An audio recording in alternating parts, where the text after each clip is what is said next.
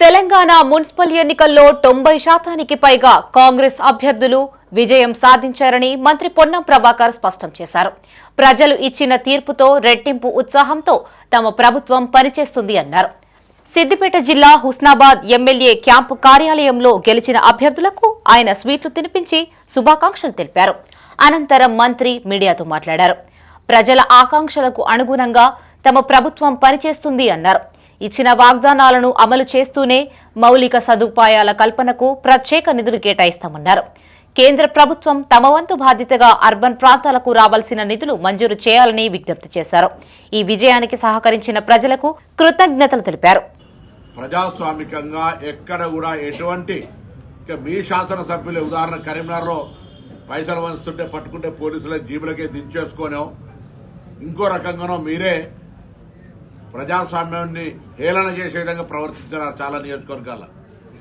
మేము ప్రజాస్వామికంగా ఓటర్లను మా ప్రభుత్వ విధానాలను వివరించడం, మా ప్రభుత్వ ఆలోచన చెప్పగలిగినాం.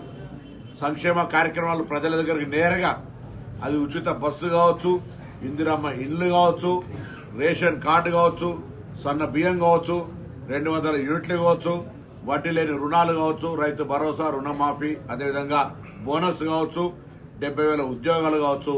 నేను చెప్పిన మాటకు ప్రకారంగా ప్రజలు విశ్వసించారు. భవిష్యత్తులో ఇంకా జరగాలనేటువంటి ఆకాంక్షతో ఓటేసినారు.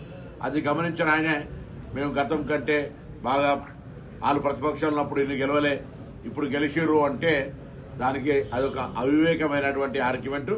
ఏది ఏమైనా ప్రజాస్వామ్యం మీద అందరూ గెలిచినా ఓడినా ఎక్కడున్నా తప్పకుండా రాష్ట్ర ప్రభుత్వం 116 మున్సిపాలిటీలు, 7 కార్పొరేషన్లకు సంబంధించి మౌలిక సదుపాయాలు ప్రజాస్వామికంగా అక్కడ జరగాల్సిన అభివృద్ధిని వివక్ష లేకుండా చేస్తామనేటువంటి మాట కూడా మనవి చేస్తూ, గెలిచినటువంటి కార్పొరేటర్లకు, కౌన్సిలర్లకు అందరికీ తెలంగాణ రాష్ట్ర ప్రభుత్వం, తెలంగాణ రాష్ట్ర కాంగ్రెస్ పక్షాన అభినందనలు.